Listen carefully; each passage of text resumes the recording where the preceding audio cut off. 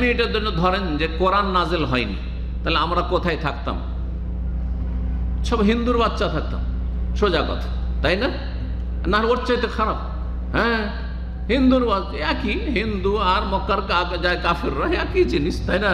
খ্রিস্টান ইহুদি সব সমান, তো ওই রকমই থাকতেন। কেউ ইহুদির সন্তান থাকতেন, কেউ খ্রিস্টানের সন্তান থাকতেন, কেউ নাস্তিকের সন্তান থাকতেন, কেউ কালমার্সের সন্তান থাকতেন, কেউ হিন্দুর সন্তান থাকতেন। মুসলমান থাকতেন নাকি?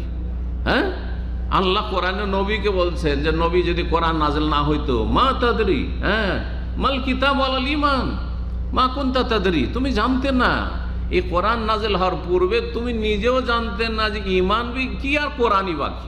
জানতেন নাকি? আমিও জানতাম না, আমার বাবাও জানতাম, আমার 14 গোষ্ঠীও আপনারও জানতো না, কেউ জানতো না।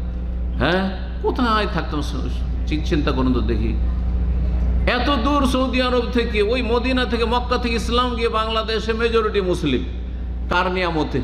আল্লাহর অনুগ্রহ আর কোরআনের বদৌলতে আর নবীর দাওয়াতের বদৌলতে।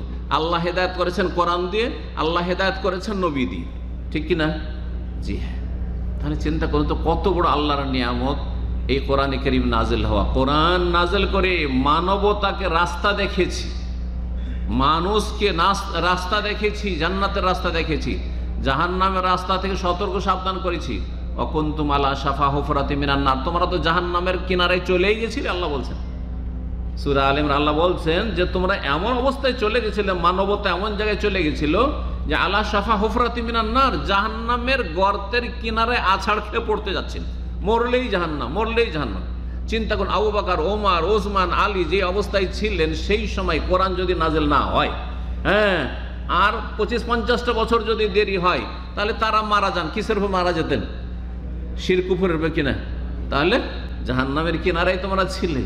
ফাআনকাযাকুম মিনহা, আল্লাহ তোমাদেরকে সেখান থেকে উদ্ধার করে রক্ষা করেছেন। গর্তের কিনারে যেন কেউ একটা লোক আছাড় খেয়ে পড়তে যাচ্ছে আর চট করে ধরে নেওয়া গেল, এইরকম ছিল অবস্থা। আর এটি ছিল আমাদের অবস্থা। সুবহানাল্লাহ। তো আল্লাহর যে কত বড় নিয়ামত এই কোরআন নাজেল হওয়া।